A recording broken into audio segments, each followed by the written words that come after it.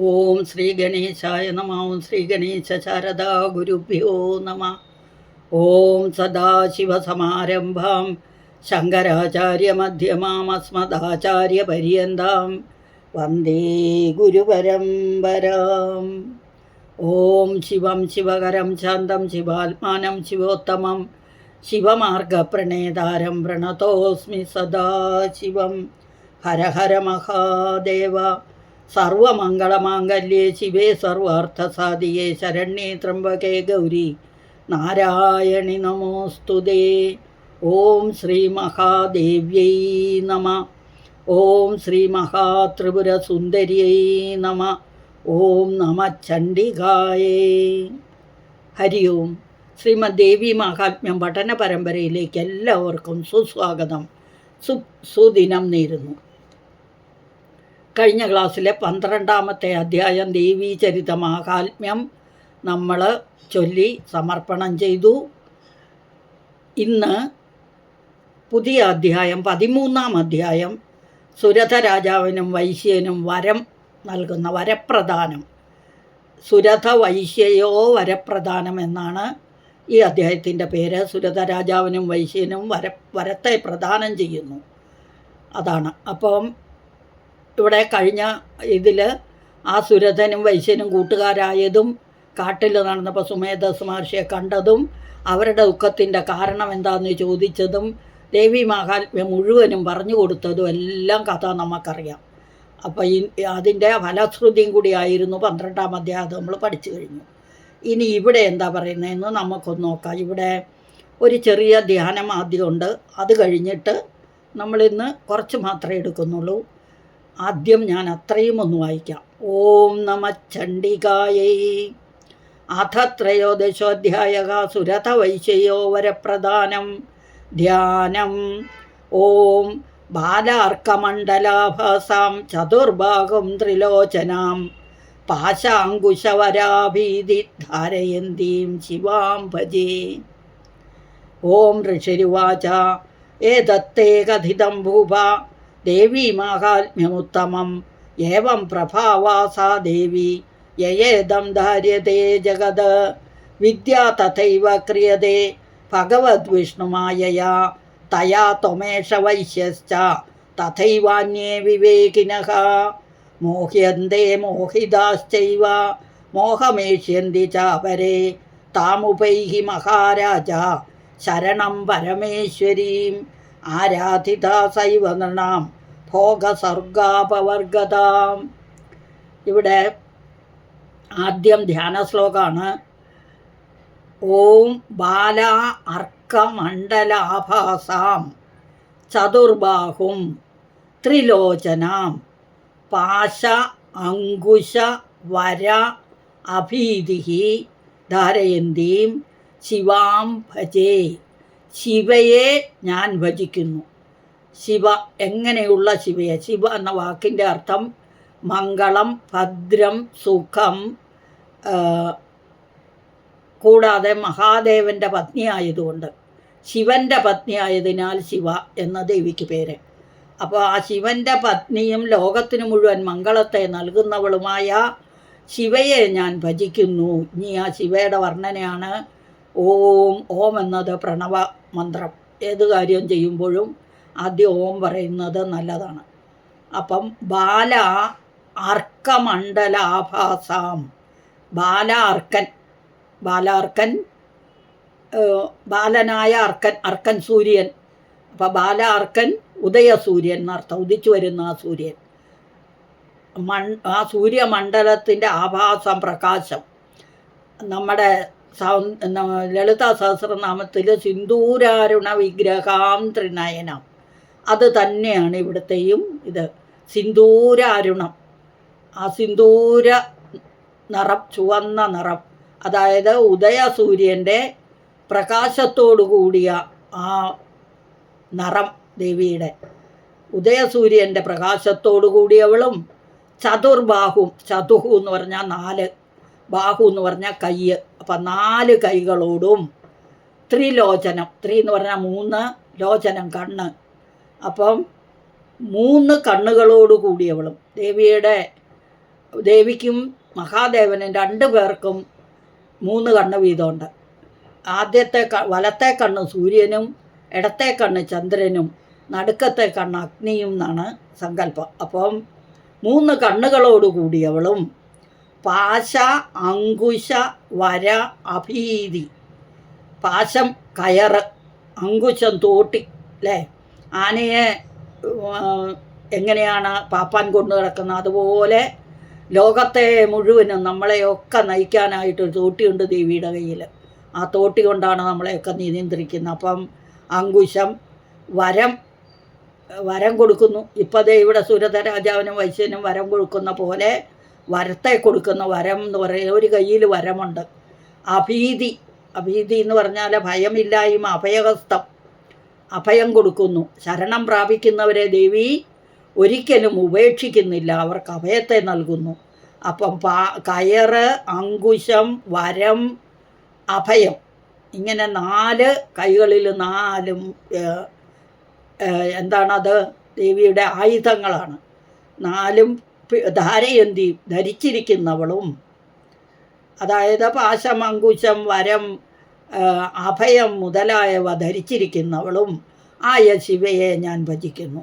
അപ്പോൾ ഉദയസൂര്യൻ്റെ പ്രകാശത്തോടു കൂടിയവളും 4 കൈകളിലും പാശം, അങ്കുശം, വരം, അഭയം മുതലായവ ധരിച്ചിരിക്കുന്നവളും 3 കണ്ണുകളോട് കൂടിയവളുമായ ആ ശിവയെ ഞാൻ ഭജിക്കുന്നു എന്ന് ധ്യാന ശ്ലോകം. ഓം ബാലാർക്കമണ്ഡലാഭാസാം ചതുർബാഹും ത്രിലോചനാം പാശാങ്കുശവരാഭീധി ധാരയന്തീം ശിവാം ഭജേ. ഓം ഋഷിരുവാച. സുമേധസ് ഋഷി പറയുന്നു, ഏതത്തെ കഥിതം ഭൂപ ദേവീ മാഹാത്മ്യമുത്തമം ഏവം പ്രഭാവാസാ ദേവി യയേദം ധാര്യതേ ജഗത്. ആദ്യത്തെ ശ്ലോകമാണ്. ഏതത്തെ കഥിതം, അതായത് 2ാമത്തെ മന്ത്രം. ഏതത്തെ കഥിതം ഭൂപ, ഏതത് തേ, ഞാൻ നേരത്തെ പറഞ്ഞ ആ കഥ എന്താണ്? നേരത്തെ നമ്മൾ ഇത്ര നേരം പറഞ്ഞുകൊണ്ടിരുന്നത് 12ാം അധ്യായത്തിൽ, അത് ഇത്രയും നേരം പറഞ്ഞതെല്ലാം കഥിതം അല്ലയോ രാജാവേ, അതാണ് ഭൂപ. ഭൂപ എന്ന് പറഞ്ഞാൽ രാജാവ്. ഹേ രാജാവേ, അല്ലയോ രാജാവേ, ഞാൻ ഇത്രയും നേരം പറഞ്ഞതെല്ലാം ആ ദേവീ മാഹാത്മ്യം ഉത്തമമാകുന്നു. ഉത്തമമായ ദേവീ മാഹാത്മ്യം മുഴുവൻ ഞാൻ പറഞ്ഞു കഴിഞ്ഞു. ഏവം പ്രഭാവ, ഇപ്രകാരം, ഏവം എന്ന് പറഞ്ഞാൽ ഇപ്രകാരം, പ്രഭാവം, സാ ദേവി, ആ ദേവി, യയേദം, യയാ ഇതം, യയേദം എന്ന് പറഞ്ഞാൽ അവൾ തന്നെ, ഇതം ഇപ്രകാരം, ധാര്യതേ ജഗത്, ധാര്യതേ ജഗത് എന്ന് പറഞ്ഞാൽ ജഗത്തിനെ മുഴുവൻ ധരിച്ചിരിക്കുന്നു. സാ യഥാ പ്രീയതേ, അവൾ പ്രീതയായാൽ, പുംസാം പുരുഷന്മാർ ഭജിച്ച് അവളെ പ്രസന്നയാക്കിയാൽ, തേ സർവേ വിഗതജ്വരാഹ, അവരുടെ എല്ലാ ജ്വരങ്ങളും വിഗതമാകുന്നു. എന്ന് പറഞ്ഞാലോ, ജ്വരം എന്നിവിടെ പറഞ്ഞിരിക്കുന്ന ദുഃഖങ്ങൾ, അവരുടെ ദുഃഖങ്ങളെല്ലാം ഇല്ലാതെയാവുന്നു. ആ ദുഃഖങ്ങളെ മുഴുവനും ഇല്ലാതെയാക്കി ജ്വരത്തെയൊക്കെ ഇല്ലാതെയാക്കുന്നു ദേവി എന്നർത്ഥം. അപ്പോൾ ഈ ജഗത്തിനെ മുഴുവൻ ധരിച്ചിരിക്കുന്ന ആ ദേവി, ആരാണോ ദേവിയെ ഭജിക്കുന്നത് അവരുടെ ദുഃഖങ്ങളെയെല്ലാം ഇല്ലാതെയാക്കുന്നു. ഏതത്തെ കഥിതം ഭൂപ ദേവീ മാഹാത്മ്യമുത്തമം ഏവം പ്രഭാവാസാ ദേവി യയേദം ധാര്യതേ ജഗത് സാ യഥാ പ്രീയതേ പുംസാം തേ സർവേ വിഗതജ്വരാഹ. ആരാണോ ദേവിയെ ഭജിക്കുന്നത് അവരുടെ ജ്വരങ്ങളെല്ലാം ദുഃഖങ്ങളെല്ലാം ഇല്ലാതെയാക്കുന്നു ദേവി. വിദ്യ തഥൈവ ക്രിയതേ ഭഗവത് വിഷ്ണുമായയാ തയാ ത്വമേഷ വൈശ്യശ്ച തഥൈവാന്യേ വിവേകിനഃ. വിദ്യ തഥ ഏവ ക്രിയതേ, വിദ്യ തഥ ഏവ ക്രിയതേ ഭഗവത് വിഷ്ണുമായയാ. അപ്പം എല്ലാം സംഭവിക്കുന്നത് ഈ ഭഗവത് വിഷ്ണുമായയാലാണ്. അപ്പം ദേവിയെ ഭജിച്ചാൽ അല്ലയോ വൈശ്യ, മറ്റു വിവേകികൾ പോലും ആ ദേവിയുടെ പ്രഭാവത്താൽ മോഹിതരാകുന്നു. നമ്മൾ ദുർഗാ സപ്തശ്ലോകിയിൽ പഠിച്ചില്ലേ? എന്താണ് ആദ്യത്തെ ശ്ലോകം? ദുർഗാ സപ്തശ്ലോകിയിൽ ആദ്യത്തെ ശ്ലോകം ഓം ജ്ഞാനിനാമഭിചേദാംസി ദേവി ഭഗവതി ഹിസ ബലാദാകൃഷ്യമോഹായ മഹാമായ പ്രേച്ഛതി. അപ്പോൾ ഈ എത്ര വിവേകികൾ ജ്ഞാനികളായാലും അവരെയൊക്കെ ദേവി വലിച്ചിഴച്ച്, അതാണ് ബലാദാകൃഷ്യ, വലിച്ചിഴച്ച് മോഹത്തിലേക്ക് കൊണ്ടുപോകുന്നു. അങ്ങനെ വിദ്യ തഥാ ഏവ ക്രിയതേ ഭഗവത് വിഷ്ണുമായയ. വിദ്യയൊക്കെ കൊടുക്കുന്നത് വിദ്യയുടെ ദേവി ഈ വിഷ്ണുമായയാണ്. തയാ ത്വമേഷ വൈശ്യശ്ച. അപ്പം ഈ ഇരിക്കുന്ന ഈ വൈശ്യനും തഥാ ഏവ അന്യേ, മറ്റുള്ള വിവേകികളും ഒക്കെ ഈ ദേവിയുടെ പ്രഭാവത്താലാണ് മോഹിതരാകുന്നത് എന്ന് പറയുന്നു. വിദ്യ തഥൈവ ക്രിയതേ ഭഗവത് വിഷ്ണുമായയാ തയാ ത്വമേഷ വൈശ്യശ്ച ത്വം ഏഷ വൈശ്യഃ ച. ത്വം ഏഷ, ഈ നീയും വൈശ്യനും, അതാണ് ത്വം ഏഷ, അങ്ങ് തന്നെയും, വൈശ്യനും ച, വൈശ്യനും, തഥാ ഏവ അന്യേ, അതുപോലെ മറ്റന്യരും, അന്യരായ വിവേകികളും. അപ്പം ദേവി പ്രസാദിച്ചാൽ ഇവരുടെ എല്ലാം ഈ മായയിലേക്ക് കൊണ്ടുപോകുന്നത് ദേവിയാണ്, വിഷ്ണുമായയാണ്. അതുപോലെ തന്നെ വൈശ്യനും ഈ സുരത രാജാവും ഒക്കെ ഇപ്പം മോഹിതരായിരിക്കുന്നത് ആ ദേവിയുടെ പ്രഭാവത്താലാണ്. മറ്റു പല വിവേകികളും അങ്ങനെ മോഹിതരാകുന്നു, ഇനി മോഹിതരായിക്കൊണ്ടും ഇരിക്കും. അതൊക്കെ ഈ വിഷ്ണുമായയാലാണ് നടക്കുന്നതെന്ന് അർത്ഥം.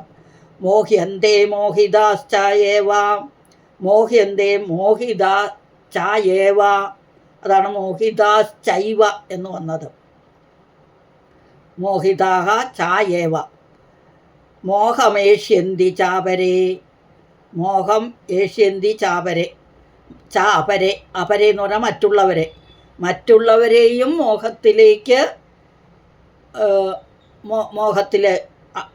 ആക്കുന്നു, മോഹിതയാക്കുന്നു എന്നർത്ഥം.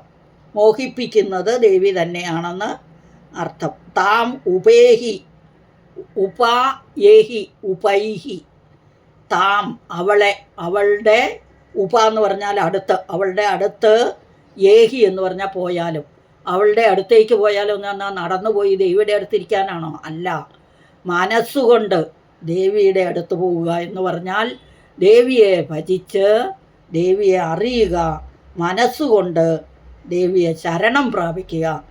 താം ഉപൈഹി ഉപായേഹി, ദേവിയുടെ അടുത്ത് പോയി മഹാരാജ, അല്ലയോ രാജാവേ, അതുകൊണ്ട് ആ ദേവിയുടെ അടുത്ത് പോയാലും ശരണം പരമേശ്വരി, ആ പരമേശ്വരിയെ, ആ ശ്രേഷ്ഠയായ ദേവിയെ ശരണം പ്രാപിച്ചാലും എന്നർത്ഥം. ശരണം പ്രാപിച്ചാലും. മോഹ്യന്തേ മോഹിതാശ്ചൈവ മോഹമേഷ്യന്തി ചാപരേ താം ഉപൈഹി മഹാരാജ ശരണം പരമേശ്വരീം ആരാധിത സൈവ നൃണാം. സായേവ സൈവ, സായേവ ആരാധിത, ആരാധിച്ചാൽ, ആരെ? സായേവ, അവളെ തന്നെ ആരാധിച്ചാൽ, നൃണാം, നൃണാം എന്ന് പറഞ്ഞാൽ മനുഷ്യർക്ക്, ഭോഗസ്വർഗ അപവർഗത. ഭോഗം എന്ന് പറഞ്ഞാൽ സുഖം, എല്ലാ ഐശ്വര്യവും ഭോഗത്തിൽപ്പെടും. അപ്പോൾ ഭോഗം കിട്ടും, സ്വർഗം കിട്ടും, കൂടാതെ അപവർഗവും ദാനം ചെയ്യും ആ ദേവി. വർഗദ, ദാ എന്ന് പറഞ്ഞാൽ ദാനം ചെയ്യുക.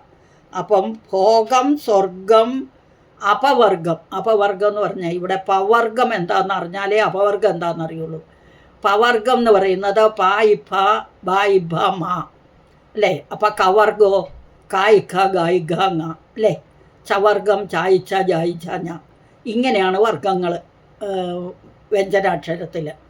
അതുപോലെ ട ഇട്ട ഡ ഇഡ ന തവർഗം അല്ലേ, തവർഗോ ത ഇത്ത ദ ഇദ്ധ ന.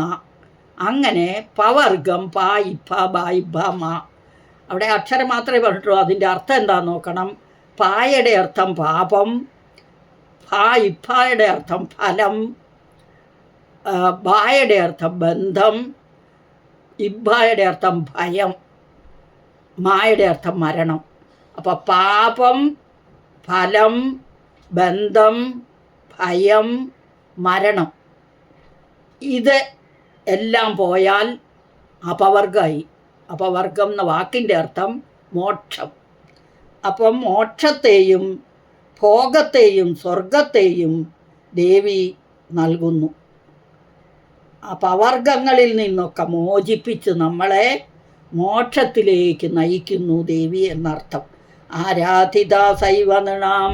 ദേവിയെ ആരാധിച്ചാൽ ഭോഗസ്വർഗ അപവർഗത, ദേവി അവരെ പവർഗങ്ങളിൽ നിന്നെല്ലാം മോചിപ്പിച്ച് മോക്ഷത്തെ നൽകുന്നു എന്നർത്ഥം. അപ്പോൾ ഒരു പ്രാവശ്യം കൂടി വായിച്ചിട്ട് ടോട്ടൽ അർത്ഥം പറയാം. ഓം നമ ചണ്ഡികായൈ. അഥ ത്രയോദശോധ്യായ സുരഥ വൈശ്യോ വരപ്രധാനം ധ്യാനം. ഓം ബാലാർക്കമണ്ഡലാഭാസാം ചതുർബാഹും ത്രിലോചനാം പാശാങ്കുശവരാഭീതിയെ ധാരയന്തീം ശിവാം ഭജേ. ഓം ഋഷിരുവാച. ഏതത്തെ കഥിതം. ഏതത് തേ ആണ് അവിടെ ഏതത്തെ എന്ന് വന്നത്. ഏതത് തേ. തേ എന്ന് പറഞ്ഞാൽ അവ നമ്മൾ മുമ്പ് പറഞ്ഞതെല്ലാം എന്നർത്ഥം. ഏതാണോ ഞാൻ പറഞ്ഞത്, ഇത്രയും നേരം എന്താണോ പറഞ്ഞുകൊണ്ടിരുന്നത് അത് ഏതത്തെ. കഥിതം ഭൂപ ദേവി മാഹാത്മ്യമുത്തമം ഏവം പ്രഭാവാസാ ദേവി യേദം ധാര്യതേ ജഗത് സാ യഥാ പ്രിയതേ പുംസാം തേ സർവേ വിഗതജ്വരാഹ. വിഗതം എന്ന് പറഞ്ഞാൽ, ഗതം എന്ന് പറഞ്ഞാൽ പോയത്, വിഗതം വിശേഷേണ പോയത്.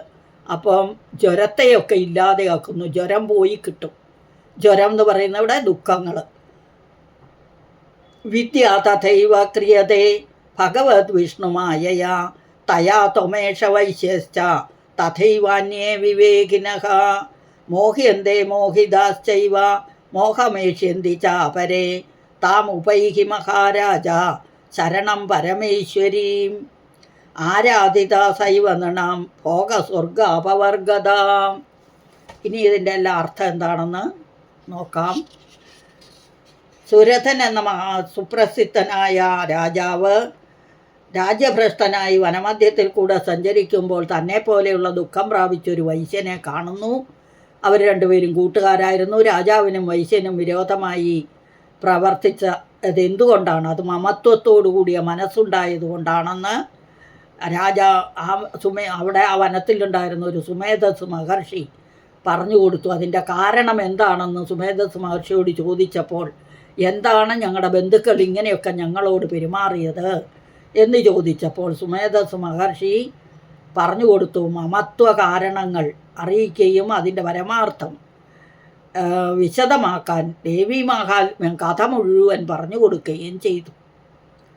അപ്പോൾ അല്ലയോ രാജാവേ, അത്യുത്തമമായിരിക്കുന്ന ദേവി മഹാത്മ്യം മുഴുവൻ ഞാൻ പറഞ്ഞു തന്നു. ഈ ജഗത്തിനെ ധരിക്കുന്ന ഭഗവതിയുടെ പ്രഭാവങ്ങൾ ഞാൻ മുമ്പ് പറഞ്ഞതാണ്. അപ്പോൾ ദേവിയെപ്പറ്റി ദേവിയുടെ ചരിത്രം മുഴുവൻ നമ്മൾ 12 അധ്യായം കൊണ്ട്, 12ാമത്തേത് ഫലശ്രുതിയാണെങ്കിലും 11 അധ്യായങ്ങൾ കൊണ്ട് സ്തുതികളും എങ്ങനെ ആരെയൊക്കെ എന്തൊക്കെ ചെയ്തു ദേവിയുടെ ആ പ്രഭാവം മുഴുവൻ നമ്മൾ പഠിച്ചു കഴിഞ്ഞതാണ്. അപ്പോൾ ആ ദേവിയുടെ പ്രഭാവങ്ങൾ ഞാൻ മുമ്പ് പറയപ്പെട്ടതാണ്. അത് മനസ്സിലാക്കിയാൽ പിന്നെ നിങ്ങളുടെ വിഷാദത്തിനും മമത്വത്തിനും ശാന്തി ഉണ്ടാവും. നിങ്ങളുടെ ഈ ദുഃഖത്തിനെല്ലാം ശാന്തി ഉണ്ടാവും. അപ്പോൾ ഇത് പറയുന്നതിന് മുമ്പ് തന്നെ ഫലശ്രുതി കഴിഞ്ഞപ്പോൾ തന്നെ ആ സുരഥ രാജാവിന് രാജ്യം തിരിച്ചു കിട്ടി. അതാണിവിടെ അല്ലയോ രാജാവേ എന്ന് വിളിച്ചു. അപ്പം തന്നെ രാജ്യം തിരിച്ചു കിട്ടി എന്നുള്ളത് സ്പഷ്ടമാണ്. അപ്പം ഈ നിത്യയായ ദേവിയെ തന്നെ ശരണം പ്രാപിക്കൂ. നിങ്ങളുടെ അഭീഷ്ടം സാധിച്ചു തരുവാനുള്ള കഴിവ് ആ ദേവിക്കുണ്ട് എന്നിങ്ങനെ മഹർഷി അവരോടായി പറഞ്ഞു. പുരുഷന്മാർ സേവിച്ച് സന്തുഷ്ടയാക്കിയാൽ സേവിക്കുന്നവരുടെ ജ്വരത്തെ ഇല്ലാതെയാക്കുന്നു, എല്ലാ താപങ്ങളെയും പോക്കുന്നു ഭഗവതി. ധനമില്ലാത്തവർക്ക് ധനത്തെയും വിദ്യയില്ലാത്തവർക്ക് വിദ്യയെയും ആപത്തിൽപ്പെട്ടവർക്ക് അതിൽ നിന്നുള്ള രക്ഷയെയും ദേവി നൽകുന്നു. ഭഗവത് വിഷ്ണുമായാൽ അത്രേ വിദ്യ ഉണ്ടാക്കപ്പെടുന്നത്, അതും ദേവിയുടെ മഹിമ തന്നെ. ഭഗവതിയുടെ മായാപ്രഭാവത്താൽ അത്രേ എൻ്റെ മുന്നിൽ സ്ഥിതി ചെയ്യുന്ന ഈ രാജാവും വൈശ്യനും മോഹിതരായിരിക്കുന്നു. അതുമാത്രമല്ല, ഇപ്പോൾ ചിലർ മോഹിച്ചു കൊണ്ടിരിക്കുന്നു, ഇനി ചിലർ മോഹത്തെ പ്രാപിക്കുകയും ചെയ്യും. ഇതെല്ലാം ദേവിയുടെ പ്രഭാവം കൊണ്ടാണ്. അല്ലയോ മഹാരാജാവേ, നിങ്ങൾ ആ പരമേശ്വരിയായ ഭഗവതിയെ ശരണം പ്രാപിച്ചാലും നരന്മാർ ആ ദേവിയെ ആരാധിച്ചാൽ ഭോഗം, സ്വർഗം, മോക്ഷം എന്നിവകളെ അനുഗ്രഹപൂർവം നൽകും. ആരാധകൻ്റെ ആഗ്രഹത്തിന് നിവൃത്തി ഉണ്ടാക്കി തരുന്ന ഈ ദേവിയെ നിങ്ങൾ ആരാധിക്കൂ എന്നിങ്ങനെ മഹർഷി പറഞ്ഞു. ഇതോടുകൂടി നമ്മുടെ ഇന്നത്തെ ദേവി മാഹാത്മ്യ പഠനം കഴിയാണ്. ഒരു പ്രാവശ്യവും കൂടി വായിക്കാം. അഥ ശ്രീമദ്ദേവി മാഹാത്മ്യേ ത്രയോദശോധ്യായഃ സുരത വൈശേയോ വരപ്രധാനം ധ്യാനം. ഓം ബാലാർക്കമണ്ഡലാഭാസാം ചതുർബാഹും ത്രിലോചനാം പാശാങ്കുശധര വരാഭീതി. വരം അഭീതി, അഭീതി എന്ന് പറഞ്ഞാൽ അഭയഹസ്തം എന്നർത്ഥം, ഭീതിയില്ലായ്മ. ധാരയന്തീം ശിവാം ഭജേ. ഓം ഋഷിരുവാച ഏതത്തേ കഥിതം ഭൂപ ദേവി മാഹാത്മ്യമുത്തമം. ഏവം പ്രഭാവാസാ ദേവി യയേദന്ധര്യത്തെ ജഗത്. സായദാ പ്രീയതേ പുംസാം തേ സർവേ വിഗതജ്വരാഃ. വിദ്യാ തഥൈവ ക്രിയതേ ഭഗവദ്വിഷ്ണുമായയാ. തയാ ത്വമേഷ വൈശ്യശ്ച തഥൈവാന്യേ വിവേകിനഃ. മോഹ്യന്തെ മോഹിതാശ്ചൈവ മോഹമേഷ്യന്തി ചാപരേ. താമുപൈഹി മഹാരാജ ശരണം പരമേശ്വരീം. ആരാധിതാ സൈവ നൃണാം ഭോഗസ്വർഗാപവർഗതാം. സകലം ശ്രീദേവ്യാർപ്പണമസ്തു. അപരാധസഹസ്രാണി ക്രിയന്തേ ഹർനിശം മയാ. ദാസോയമിതി മാമത്വാ ക്ഷമസ്വ പരമേശ്വരി. ഹരി ഓം. ഓം തത്സത്.